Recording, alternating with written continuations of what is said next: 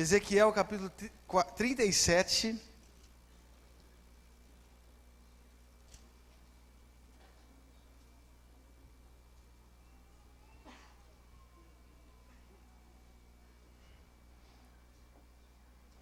Quero tentar ser o máximo objetivo hoje, mas nós queremos falar um pouco sobre esse capítulo tão importante de Ezequiel. E que de alguma maneira mostra um pouco até dessa situação vivencial, que Israel experimentou. Então, Ezequiel capítulo 37.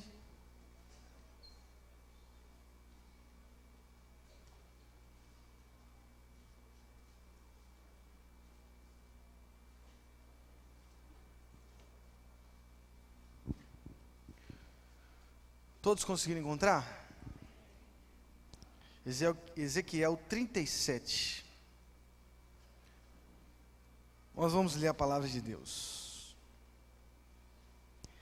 Veio sobre mim a mão do Senhor, e Ele me levou o Espírito do Senhor e me pôs no meio de um vale que estava cheio de ossos. Ele me fez andar ao redor deles, e eu vi que eram muito numerosos sobre a face do vale, e estavam sequíssimos. Ele me perguntou: filho do homem, poderão viver estes ossos? Eu disse: Senhor Deus, tu o sabes.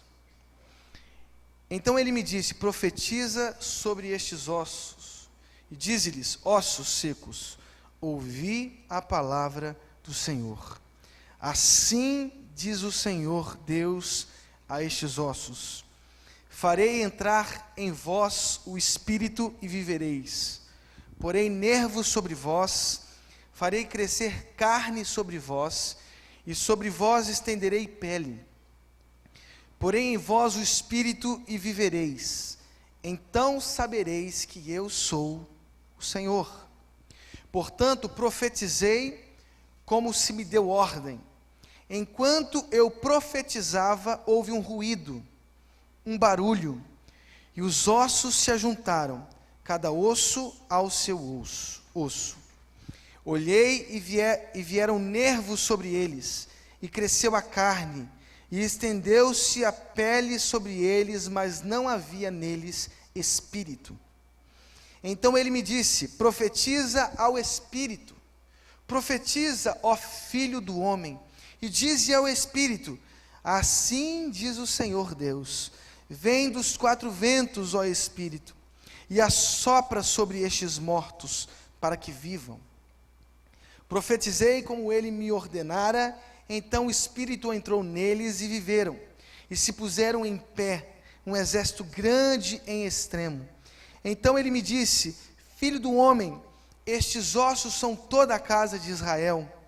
Eles dizem: os nossos ossos se secaram, e pereceu a nossa esperança. Nós estamos cortados. Portanto, profetiza e dize-lhes: assim diz o Senhor Deus: eu abrirei as vossas sepulturas, e vos farei sair delas, ó povo meu, e vos trarei a terra de Israel. Então sabereis que eu sou o Senhor, quando eu abrir as vossas sepulturas, e vos fizer sair delas, ó povo meu. Porei em vós o meu espírito, e vivereis, e vos porei na vossa terra. Então sabereis que eu, o Senhor, disse isto, e o fiz, diz o Senhor. Amém? Vamos orar. Senhor, muito obrigado por essa palavra. Fale conosco através dela. Nós queremos, ó Deus, viver cada verso da tua palavra inspirada. Que o Senhor derrame o teu Espírito sobre nós essa manhã, no nome de Jesus. Amém. São muitos os momentos que, de alguma maneira, constituem a história de Israel. Por exemplo, a libertação do povo de Israel da terra do Egito, das terras da escravidão, representou algo extremamente importante em toda a percepção de Deus que o povo de Israel teve. Isso se expressou também em toda a historiografia de Israel. Por exemplo, você vê em diversos textos da Bíblia hebraica, do Antigo Testamento, expressões, versos que sempre se remetem a esse momento tão salvífico que foi a libertação de Israel das terras da escravidão. Um momento singular, através de tantos atos miraculosos e finalmente de uma abertura linda do Mar Vermelho, que foi a expressão do amor de Deus, do poder de Deus àquele povo escravizado. Israel atravessando o mar em terra seca. Um momento que constitui de fato e faz parte da história de Israel. Todos nós nos lembramos constantemente desse momento de libertação, porque no fundo Deus é um Deus libertador.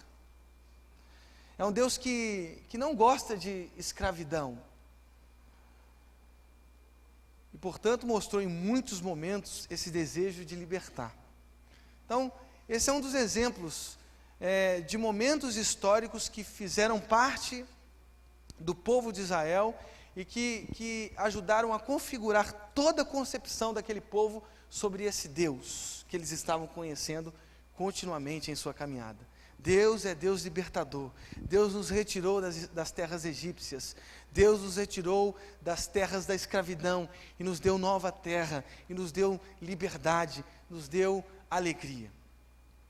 Entretanto, Israel não conseguiu viver nas terras da liberdade de forma plena.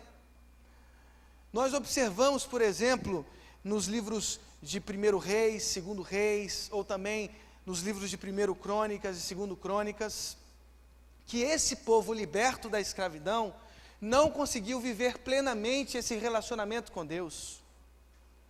Em alguns momentos, em alguns reinos, viveram de fato uma experiência real com Deus, uma experiência sincera, longe da idolatria, mas em muitas ocasiões viveram completamente afastados em atitudes idólatras. E por isso, nós estamos agora em Ezequiel capítulo 37, que é um texto que medita sobre esse afastamento, que é um texto que medita sobre as consequências desse afastamento. Queridos, Deus nos chamou para um relacionamento íntimo com Deus. Deus nos chamou para um relacionamento sincero com Ele. Mas infelizmente nós somos gente. E por muitas ocasiões nos afastamos dessa presença real de Deus. E por isso o texto do capítulo 37 do profeta Ezequiel é importante, porque nesse texto ele medita um pouco sobre as consequências desse afastamento. Israel era um povo unificado até o reino de Roboão, filho de Salomão, por causa de uma imbecilidade do mesmo Roboão, por ouvir jovens e não os anciãos experientes da terra de Israel, provocou uma grande divisão nessa história unificada de Israel. Reino do norte, reino do sul. Esses reinos divididos tiveram os seus reis que se alternaram na liderança e na governança desses reinos do norte e do sul. Esses reis, tanto de Israel norte e Judá sul, se afastaram da presença de Deus. Se afastaram de uma autêntica adoração ao Deus único e verdadeiro, o Deus Javé, o Deus de Israel. E pagaram com consequências terríveis, terríveis. O reino do norte, por exemplo, foi invadido pelos assírios e foram escravizados por esse povo tão forte, tão poderoso, os assírios. O reino do sul, por volta de 586 anos antes de Cristo, foi invadido pela Babilônia, uma nação muito forte, um povo muito forte, um potencial bélico incrível.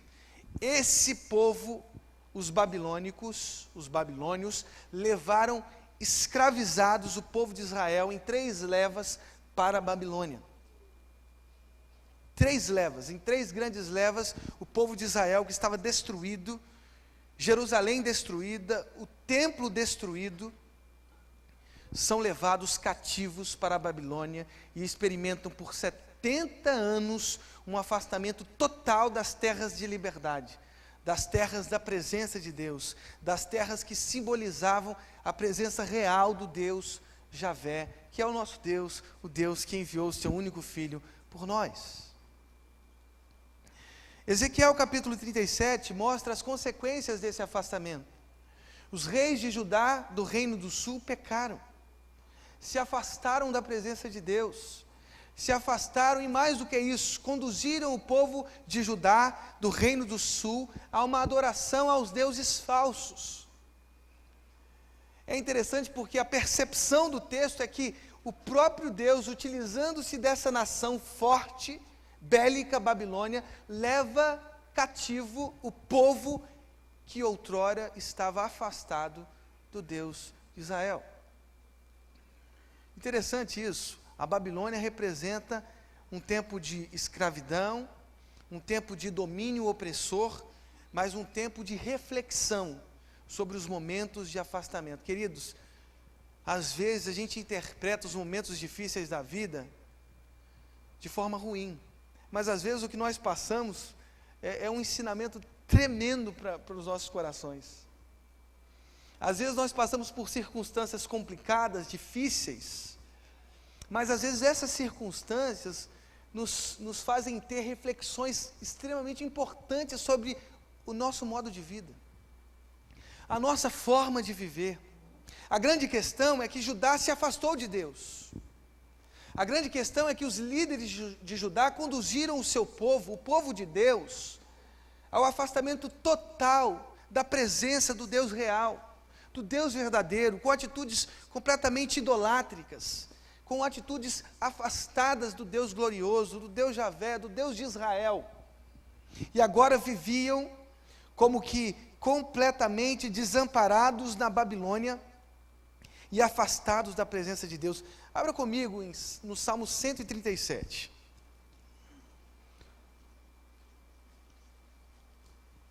No Salmo 137 nós temos a impressão do salmista, do poeta, do eu lírico, que de alguma maneira abre o seu coração nessas linhas, nesses versos, revelando a dor desse desamparo que ele experimentou nos rios da Babilônia. Olha aí, Salmo 137. Todos conseguiram encontrar? Junto aos rios de Babilônia, nos assentamos e choramos, lembrando-nos de Sião. Nos salgueiros que há no meio dela, penduramos as nossas harpas.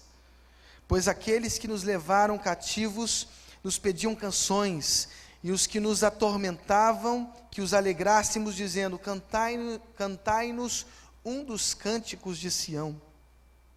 Mas como entoaremos o cântico do Senhor em terra estranha? Se eu me esquecer de ti, ó Jerusalém, esqueça-se a minha destra da sua destreza. Apague-se minha língua ao paladar, se não me lembrar de ti, se não preferir Jerusalém, a minha maior alegria. Lembra-te, ó Senhor, do que fizeram os filhos de Edom no dia da queda de Jerusalém. Diziam: arrasai-a, arrasai-a até os seus alicerces. Ó filha de Babilônia, condenada à destruição, feliz aquele que te fez retribuir pelo que nos fizeste. Feliz aquele que pegar em teus filhos e der com eles nas pedras. Olha a raiva do salmista, a raiva do eu lírico, as impressões, os sentimentos, as emoções que o salmista vivia nas terras estranhas. Minha terra tem palmeira, onde o quê? Canto sabiá. As aves que aqui gorjeiam.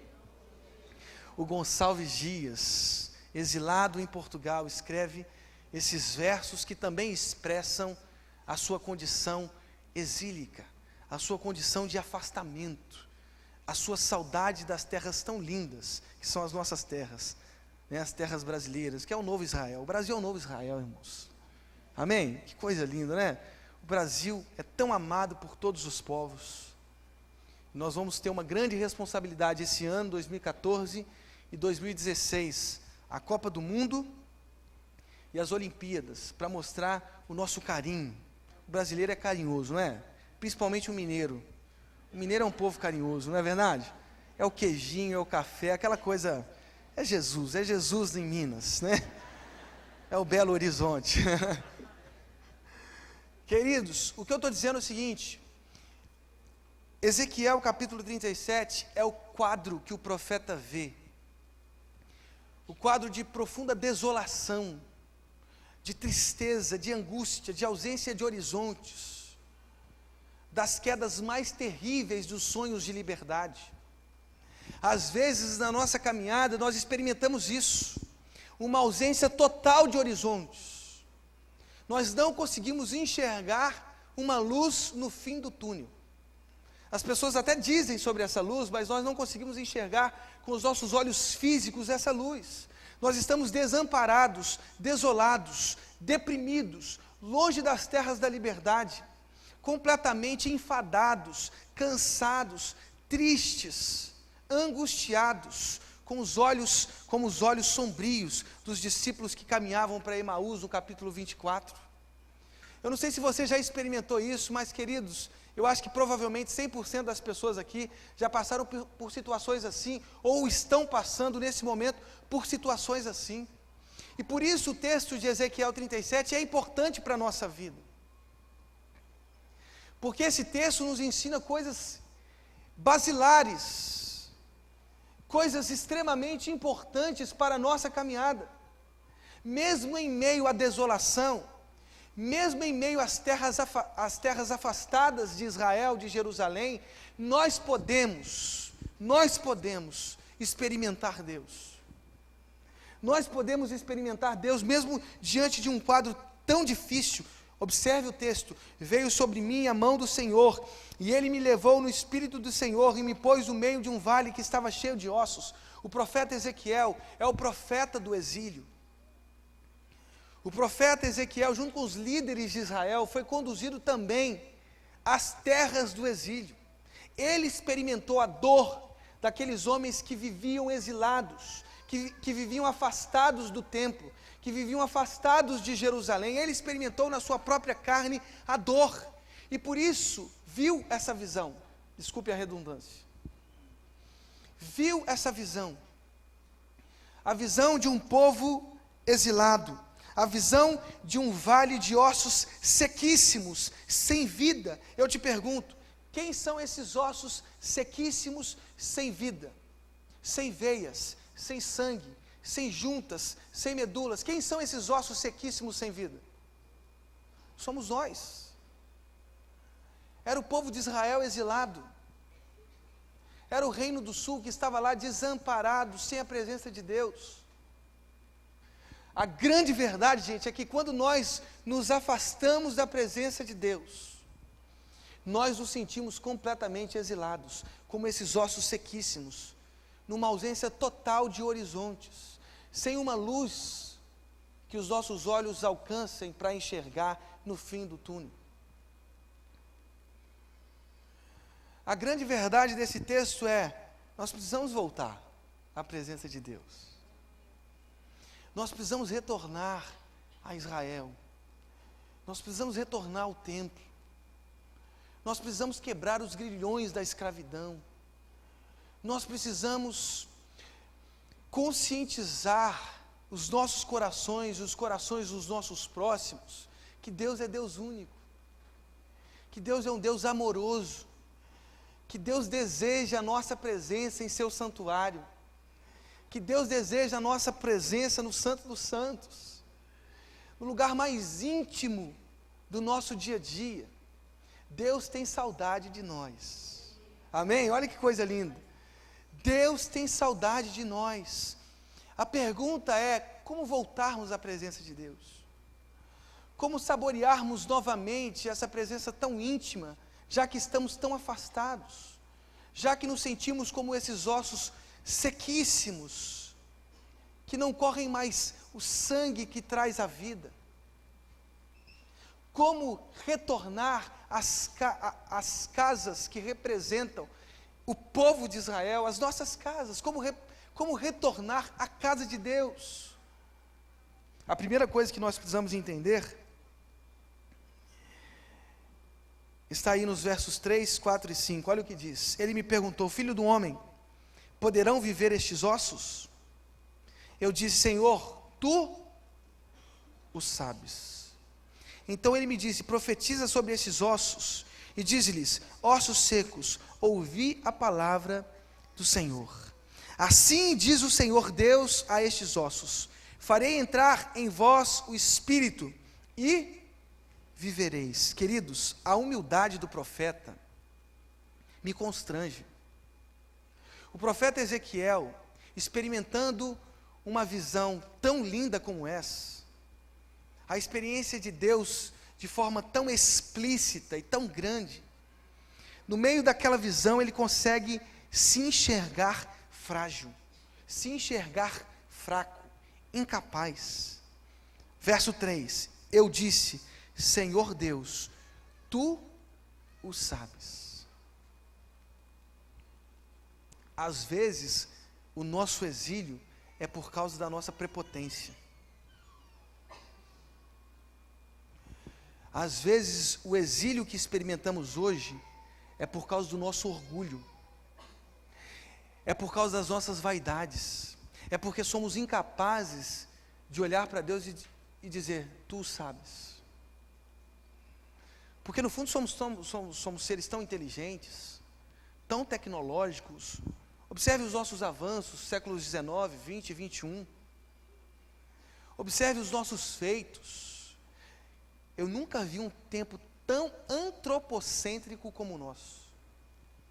O ser humano no centro das realizações. Um ser humano que se diz e que se percebe o protagonista da história. Queridos, que erro é quando nos consideramos protagonistas. Você é um coadjuvante. Amém? Você pode dizer isso? Eu sou um coadjuvante. Sou um coadjuvante. No fundo, retornar à presença de Deus não é coisa de gente, não é coisa simples.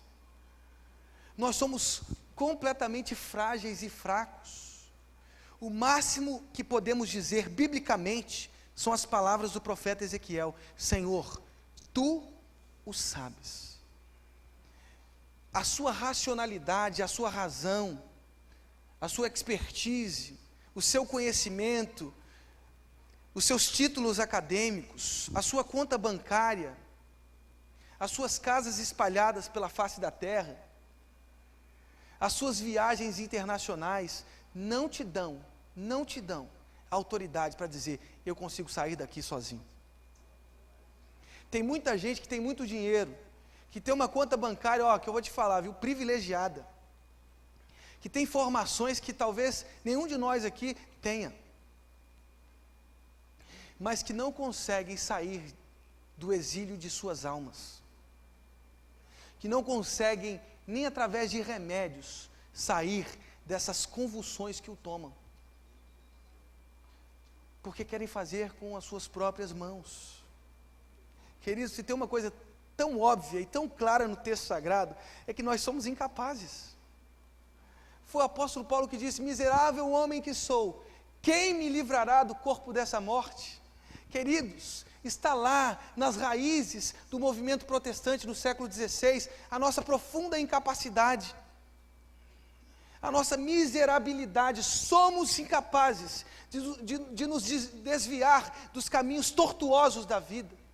Somos incapazes de endireitar as nossas veredas, mas graças a Deus, porque em sabendo isso, eu consigo afirmar com tanta verdade: Senhor, tu sabes. Senhor, tu sabes. Se os homens te perguntam: você é capaz de sair dessa? Que você responda: só o Senhor sabe. Só o Senhor sabe. Queridos, nós precisamos ter a humildade do profeta. Infelizmente, as experiências que a gente vê é que as pessoas se tornam cada vez mais orgulhosas, mais vaidosas. É o que diz o Corrélite, o pregador, o escritor de Eclesiastes: vaidade das vaidades, tudo é vaidade, é correr atrás do vento. Queridos, todas as vezes que nós queremos fazer com as nossas próprias mãos, estamos correndo atrás das nossas vaidades. Você é incapaz de se desviar dos caminhos tortuosos. Tem gente que briga contra o pecado, vai continuar caindo no mesmo pecado. Nós não somos poderosos não, gente. Essa síndrome do herói está falido. Não tem aqui não tem ninguém aqui dentro que seja perfeito. Eu não conheço você, mas eu sei que você é completamente imperfeito. Eu sei que você tem os seus tumores. Eu sei que você tem esse estado tão claro da Bíblia, que é o estado pecaminoso. Não tem ninguém aqui santo, gente. Vamos lá, vamos ser sinceros um com o outro. Todos nós estamos aí jogados às traças, sem o Espírito, viu? Todos nós, sem o Espírito, somos como esses ossos sequíssimos, sem vida, que não correm sangue, que não correm a vida. Você é um ser humano fraco. Você é um ser humano frágil. Admita isso. Seja sincero consigo mesmo. Seja sincero e então você conseguirá chegar a essa frase tão linda: Senhor Deus, Tu sabes. Está na hora de nos desarmarmos. Está na hora de nós abaixarmos a nossa guarda e nos rendermos ao Deus que pode fazer. Amém? Humildade, gente, ninguém aqui é capaz de fazer, ninguém é capaz de se desviar, ninguém é capaz de viver uma vida santa sem a presença de Deus. É Deus que nos oferece essa vida, é Deus que nos faz santos, porque Ele é santo. É Deus que nos torna, através da morte tão ardilosa de Jesus, em filhos. Nós não somos capazes por nós mesmos de sermos chamados de filhos de Deus. Não somos capazes. Existe só um caminho, esse caminho é Jesus. É Ele que nos torna aptos para uma vida de santidade. É Ele que nos torna aptos para uma vida de vitória. É Ele que nos torna aptos para nos desviarmos dos caminhos tortuosos e nos endireitarmos nas veredas da justiça. É Ele que nos livra dos vales de sombra e morte, ou mesmo passando por eles, pelos vales da sombra da morte. Ele, lá dentro do vale, nos conduz com a sua destra, com o seu cajado, nos consolando com as suas potencialidades, com a verdade que emana do seu ser, com o amor que emana do seu coração. Nós somos incapazes, mas Deus é capaz. Você é capaz? Não, só Deus. Deus, Tu o sabes. Aí no verso 4, olha o que diz o verso 4: Então ele me disse: profetiza sobre estes ossos, e dize-lhes: ossos secos, ouvi a palavra do Senhor.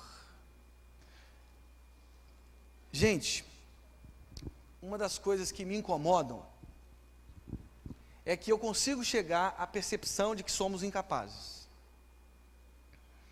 que não somos protagonistas. Mas eu posso dizer, sem medo de errar, que com Deus nós somos coautores. Você entendeu o que eu estou dizendo? Nós com Ele escrevemos a história. Sem Ele escrevemos o próprio suicídio. Com Ele escrevemos a vida abundante, a vida eterna. Olha o que diz o verso 4: profetiza sobre estes ossos. Deus conta com a gente. Mesmo no exílio que experimentamos, mesmo na maior dificuldade que experimentamos, mesmo nas circunstâncias, nos ventos contrários da vida, ainda assim Deus conta conosco. Conta com você, com as suas potencialidades, com a sua inteligência, com as estratégias que você adquiriu com a vida, com a sua sabedoria. Deus não pisa na sabedoria humana, gente. Ele apenas coloca a sabedoria humana no seu lugar. Não somos protagonistas, somos coautores. Com Ele nós precisamos escrever a nossa história. Com Ele nós precisamos nos desviar dos caminhos tortuosos. Com Ele nós precisamos nos livrar do vale de sombra e morte. Nós não somos seres absolutamente passivos, que veem a história passar. Vida leva eu, como diz o sambista, né? Vida leva, deixa a vida me levar, a vida leva eu, não é isso? Não sou eu que me navega, quem me navega é o mar. Olha a teologia dos sambistas. Olha a filosofia do samba, deixa a vida me levar. Não sou eu que me navega, quem me navega é o mar. Queridos, deixa eu te dizer uma coisa. Então se solte no mar então. E veja o resultado. Vai lá no meio do Oceano Atlântico e se solte. E deixa o mar te levar. Para onde ele vai te levar? Nós temos as nossas ações. Nós temos as nossas atitudes. Para lembrar a palavra atitude. Nós precisamos ter uma atitude diante da vida. Nós precisamos tomar decisões claras e que coadunam com a vontade de Deus. Não adianta eu tomar vontades contrárias à vontade de Deus, porque aí eu vou caminhar para o mesmo suicídio, para a mesma morte, para uma vida infeliz. Mas, queridos, nós somos coautores. Deus conta conosco. Deus conta com as profecias que sairão dos seus lábios. Profetiza. Profetiza, queridos, nós precisamos tomar posse da nossa condição, sim. Nossa condição é pecaminosa. Nossa condição é de homens afastados, de homens que caminharam lá para aquelas árvores da morte, lá do jardim dos primeiros tempos. Somos sim, mas olha, Deus, através do seu Filho, nos aperfeiçoa dia após dia. Nós temos sim uma inteligência que Deus nos deu. Nós temos sim uma força que Deus nos deu. O suor dos nossos rostos, o suor das nossas camisas, valem muito para Deus nessa construção tão linda do reino de Deus. Para se tornar exército, Ele precisa dos ossos, mesmo que secos. Deus precisa de nós, mesmo na nossa condição mais sequíssima, mais sem cor, mais sem vida, mais sem sabor. Pastor, mas eu estou enfrentando aflições terríveis. Eu cometi um terrível pecado. Eu estou afastado completamente da presença de Deus. Eu vivo num profundo exílio há anos, cometendo os mais terríveis pecados que um ser humano pode cometer. Deus conta com você. Deus não conta com homens santos e puros, porque Ele não os tem. Deus conta com ossos secos. Ou pelo menos Deus conta com aqueles que se percebem ossos secos. Porque Ele veio para os doentes, e não para os sãos. Os que se acham um corpo vivo, sem Ele, esse Ele não conta. Esses Ele não conta. Mas Deus conta com você. Mas comigo, pastor, mas eu sou um assassino, eu sou um adúltero, eu sou um terrível pecador, eu sou um jovem que cada dia eu estou num motel com uma jovem diferente. Deus conta com você. Você vai sair desse motel em nome de Jesus. Você vai sair dessa sequidão, dessa vida que te aprisionou. Deus vai tirar você de lá. Deus vai te colocar numa cama, king size, com a sua esposa, em nome de Jesus. Olha que coisa, king size, em nome de Jesus. Amém? Você pode receber isso? Deus vai colocar você numa cama linda com a sua esposa, ou com o seu marido. Deus vai colocar você numa casa, não falo grande, maravilhosa no sentido rico, não, mas maravilhosa e grande no sentido espiritual. Deus quer colocar você numa família especial em nome de Jesus. Mas pastor, eu errei tanto com a minha esposa, pastor, eu errei tanto com o meu marido. Deus conta com você. Deus conta com a sequidão do seu coração. Deus quer tornar esse coração adúltero num coração fiel, num coração que ama a esposa, que ama o marido, que se rende ao casamento tão perfeito, feito por Deus em sua vida. Deus não conta com uma vida perfeita, gente. Quando Deus manda o profeta Ezequiel profetizar, ele não profetiza sobre uma geração de guerreiros, de vitoriosos, de vencedores, não. Ele profetiza para ossos secos. E sempre é assim na história. Deus sempre chama os mais esquisitos. Não é verdade? Deus chama os esquisitos. Você, por exemplo, diga assim: eu sou esquisito. Fala assim, com toda a verdade do seu coração: eu sou esquisito. E a bem da verdade que todo mundo de perto é esquisito. Não é não? Se você se olhar assim atentamente, você vai ver suas esquisitices. Todos nós aqui somos esquisitos. Eu consigo perceber a esquisitice de todo mundo aqui. Olha que coisa legal. Somos esquisitos, somos pessoas estranhas, mas Deus conta com essa gente. Deus conta com os ossos secos.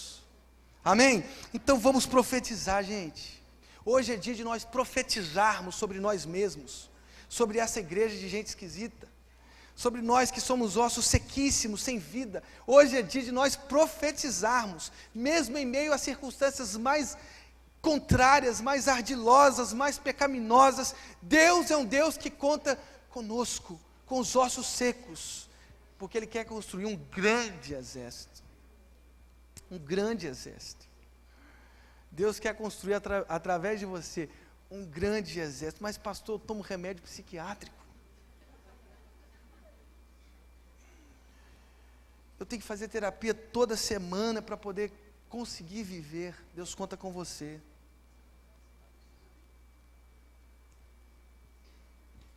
Deus conta com você. Deus não conta com pessoas saudáveis, não. Deus quer usar você. Mas eu estou em profunda depressão, Deus quer usar você.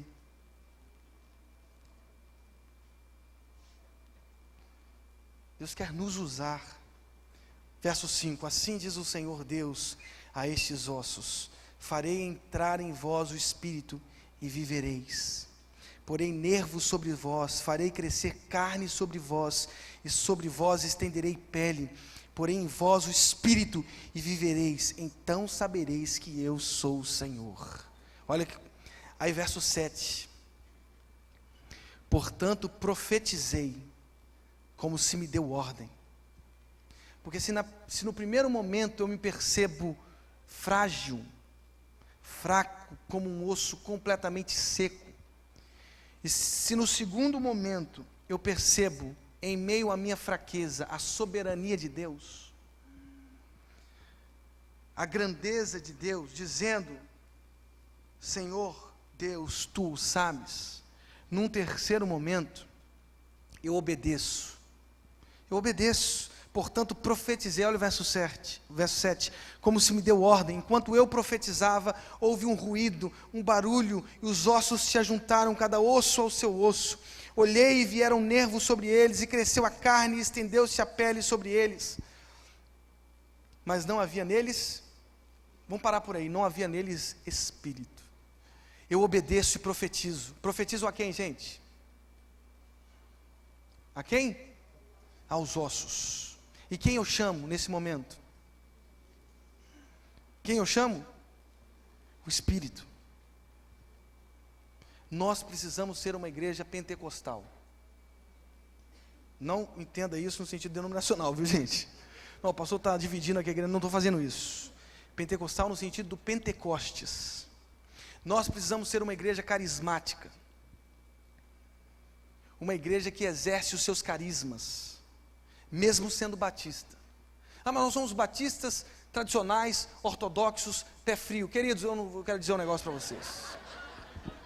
Nós somos batistas sim, fazemos parte de uma convenção extremamente importante nessa sociedade, que é a Convenção Batista Brasileira, extremamente respeitada pelos canais, pelos veículos das maiores revistas desse país.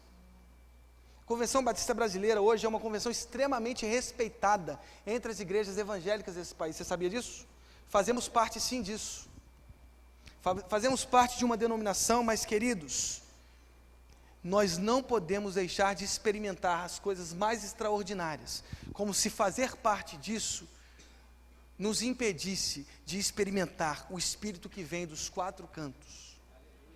Não podemos nos privar dessas experiências com o Espírito Santo. Não podemos nos privar. Deixe que o Espírito Santo tome essa igreja em nome de Jesus. Vamos deixar que o Espírito Santo tome os nossos corações, que Ele nos enche com toda sorte de bênçãos, com toda sorte de carismas, com toda sorte de dons extraordinários, para que a gente viva na edificação de um corpo saudável, sim, mesmo sendo ossos secos. Nós precisamos experimentar os carismas do Espírito Santo de Deus. Nós precisamos experimentar, tal como a igreja experimentou lá em Atos 2, Atos 8, Atos 10, Atos 19. Continue em nós isso, gente. Nós precisamos experimentar a efusão de um espírito incontrolável, não descontrolado, incontrolável. Não podemos deixar de experimentar as grandezas do Espírito Santo de Deus, porque é o Espírito, gente, é o Espírito que faz com que os nervos se ajuntem, que cresça a carne, que nasça a pele. Nós precisamos ter experiências com o Espírito Santo de Deus, e aí nós ouviremos os ruídos. Olha aí, verso 7, enquanto eu profetizava, enquanto eu obedecia à voz de Deus, enquanto eu obedecia à voz da visão, olha o que acontece, verso 7, houve um ruído, um barulho, e os ossos se ajuntaram, cada osso ao seu osso. Olha que coisa, gente. Enquanto nós obedecemos à voz de Deus, o Espírito age. Quando nos divorciamos da vontade de Deus, quando nos divorciamos do querer de Deus, dos sonhos de Deus, não ouviremos os barulhos mais santos do Espírito Santo. Se você quer ouvir os ruídos de um exército crescendo em meio a um vale de ossos secos, se você quer ouvir os ruídos de uma história nova que Deus está te dando, se você quer ouvir os ruídos de um novo sorriso que Deus quer oferecer ao seu rosto, se você quer ouvir de novo os ruídos de uma transformação completa na sua essência, no seu espírito, na sua vida, obedeça ao Senhor, comece a profetizar, gente. Vamos profetizar, não é as nossas forças, não são as nossas forças, não são as nossas sabedorias, a nossa inteligência, nada disso, mas o querer de Deus, a vontade de Deus, que se ajunta ao nosso querer, que se ajunta à nossa experiência de vida, porque Deus conta com você nessa experiência tão linda de profetizar.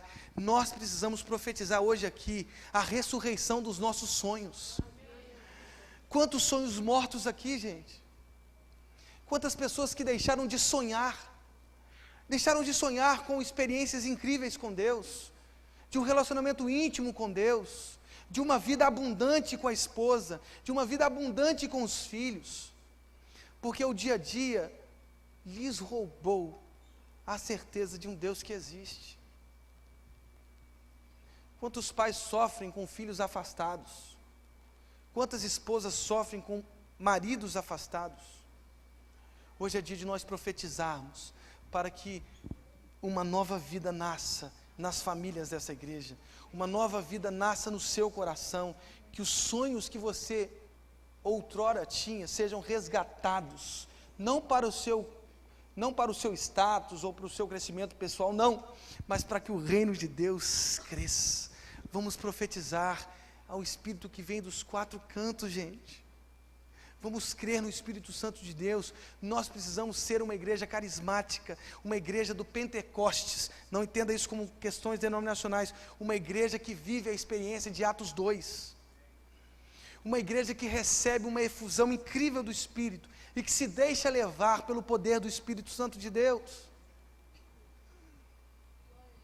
E aí olha o que diz, gente, verso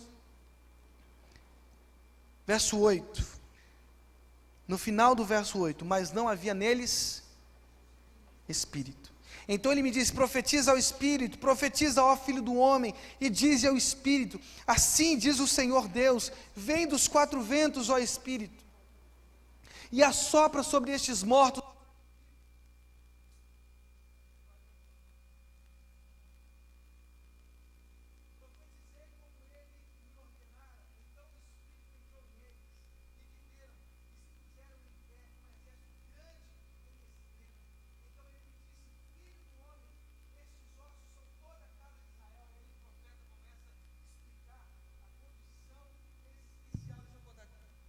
a condição existencial daquele povo que vivia exilado na Babilônia. Ele começou a profetizar, ele começou a obedecer ao Senhor, e aí ele viu que um barulho começou a acontecer, ossos se juntando a outros ossos, nervos crescendo, carne, pele, mas faltava o que, gente? O Espírito. Você já viu como que algumas pessoas começam bem? Elas começam bem na igreja, é aquele primeiro amor, aquela primeira efusão do Espírito, e elas começam a cantar alegremente, elas começam a saltar diante da presença de Deus, começam a exaltar, e começam a evangelizar, e começam a ganhar todo mundo, e evangeliza a família inteira, evangeliza o bairro inteiro, o condomínio inteiro, é aquela primeira efusão, aquele primeiro amor, mas com o tempo, o que acontece? Um esfriamento total. Mas a vida com Deus, gente, não para no verso 8, ela continua no verso 9. Então ele me disse: profetiza ao Espírito, profetiza ao Filho do Homem, diz ao Espírito: assim diz o Senhor, vem dos 4 ventos, ó Espírito, e assopra sobre estes mortos. Profetizei como ele me ordenara, então o Espírito entrou neles, e viveram, e se puseram em um grande exército cresceu entre aqueles ossos sequíssimos. Queridos, nós não podemos viver de experiências passadas com Deus. Nós não podemos viver de experiências que já se passaram. Essas experiências, elas nos vêm à memória para nos dar fé, para nos dar credibilidade na experiência que temos, mas nós não podemos viver do passado. Nós não somos museu, gente. Nós somos uma igreja viva. Nós somos uma igreja do presente, não do ontem. Nós somos uma igreja do hoje e do eternamente. Nós somos uma igreja que sim, se lembra das coisas que viveu em sua história, em sua tradição, mas que a partir delas vive a sua própria tradição viva. Não adianta chegarmos ao estado de um corpo completo, de um corpo com todas as suas funções estabelecidas, com todos os seus órgãos colocados no lugar certinho, com todas as suas funções vitais, sem o Espírito. Não há vitalidade nisso. A vida cristã é uma vida de profecia, é uma vida que diariamente eu profetizo, é uma vida que diariamente eu recupero um estado perdido, é uma vida que diariamente eu digo: o Espírito dos 4 ventos, dos 4 cantos, vem e sopra sobre mim. Quantas pessoas já deixaram de orar assim? Quantas pessoas que já se acostumaram com a tradição da igreja, que já se acostumaram com o culto de domingo, que já se acostumaram com a escola bíblica dominical, que já se acostumaram com uma leitura tão racional das Escrituras Sagradas. Nós precisamos profetizar mais. Nós precisamos gritar ao Espírito dos 4 ventos, para que Ele, na sua soberania, volte e se derrame sobre nós, e nos faça viver esse grande exército, mesmo em meio à Babilônia. Queridos, na Babilônia eu percebo a minha incapacidade. Na Babilônia eu me percebo fraco, frágil, incapaz de me desviar dos caminhos tortuosos. Na Babilônia, em percebendo a minha fraqueza, eu consigo perceber a soberania de Deus. Senhor, só Tu sabes. Em minha fraqueza percebo a onipotência de Deus. Em minha ignorância percebo a onisciência de Deus. Em minha limitação percebo a onipresença de Deus. Na Babilônia, nas terras da escravidão, nos exílios da alma, nos exílios da vida, eu preciso obedecer a esse Deus e clamar com muita fé,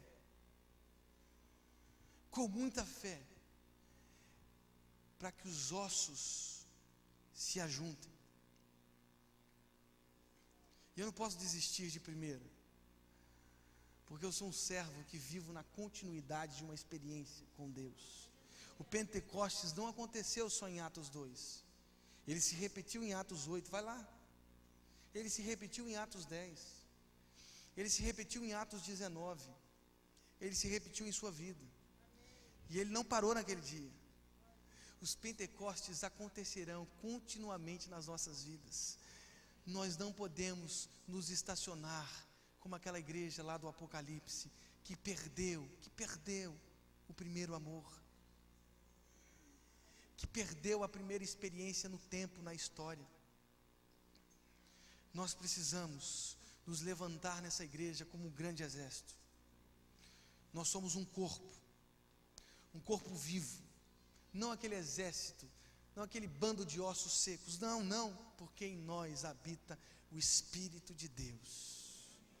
Eu não sei o que você passa hoje, eu não sei o que você passa em sua vida, eu não sei como está a sua experiência com Deus, não sei, mas eu queria que nós orássemos nesse momento.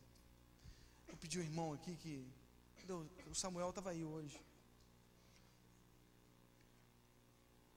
Nós vamos orar nesse momento. Queria que você se colocasse de pé. Eu não sei como você veio para essa igreja. A palavra que Deus colocou no meu coração nessa manhã é: nós somos fracos. A nossa razão, o nosso saber, tudo o que somos, não são coisas capazes de nos retirar da condição do exílio. Sem Deus sempre entoaremos: minha terra tem palmeira, onde canta o sabiá. Sempre estaremos com saudade de um tempo que se passou. No exílio eu preciso perceber o quanto Deus é, quem Deus é. Deus é Deus soberano. Deus é Deus que envia o seu Espírito sobre nós, que toma a nossa carne frágil, que ajunta os nossos ossos secos, os nossos sonhos espalhados. Ele é Deus que envia o Espírito para juntar isso, para organizar a nossa vida desorganizada. Mas Ele não é um Espírito de um dia só. Ele é um Espírito que está conosco todos os dias. Eis que estarei convosco todos os dias, até a consumação do século. Eis que estarei todos os dias convosco, todos os dias, até a consumação do século. Profetiza. No meio da dor, profetiza. No meio da sequidão, profetiza. No meio da Babilônia, profetiza. Profetize ao Espírito que vem dos quatro ventos, que faz os ossos secos e sem vida se tornarem um grande exército cheio do Espírito, em um corpo vivo. Deus quer fazer de você um corpo vivo. Deus quer fazer dos seus sonhos um corpo vivo. Deus quer fazer da sua família um corpo vivo, mesmo em meio à sequidão que vivemos. Profetiza. Profetiza. Profetiza ao Espírito. Fale com Ele. Diga o quanto você o ama, quanto você sente saudade dEle. Às vezes a gente sente saudade de Deus, a gente sente saudade de Jesus, de uma intensa experiência com o Espírito, a gente não fala. Que você use esses minutos agora para dizer, para falar sobre a saudade que você sente do Espírito. Ó Deus, nós estamos aqui na Tua casa, porque somos completamente fracos. Ninguém aqui é capaz de se desviar de caminhos tortuosos. A Tua palavra diz que o cair é do homem, somos pessoas que constantemente caem. Perdoe os nossos pecados, Deus. Perdoe as nossas incoerências. Somos incapazes, mas temos o Senhor. E como Ezequiel, dizemos: Senhor, só Tu o sabes.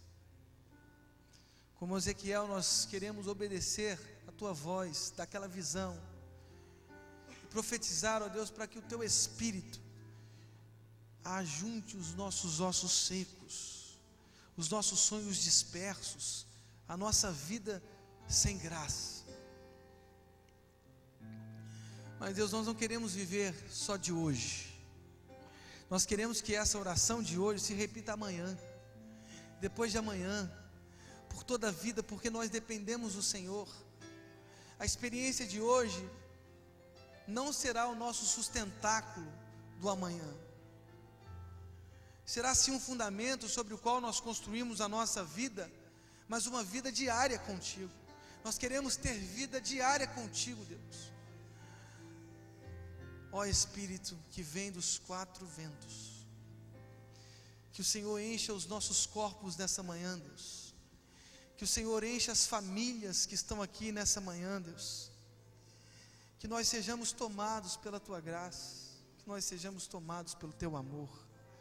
Nós dependemos de Ti, nós dependemos da Tua graça, nós dependemos do Senhor.